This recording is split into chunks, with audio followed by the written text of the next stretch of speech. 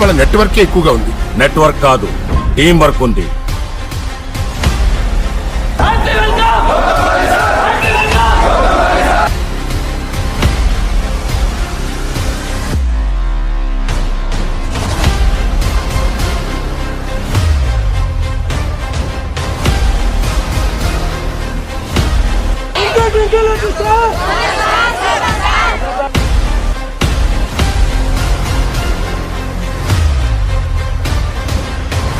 ఏంటయ్యా ఇది?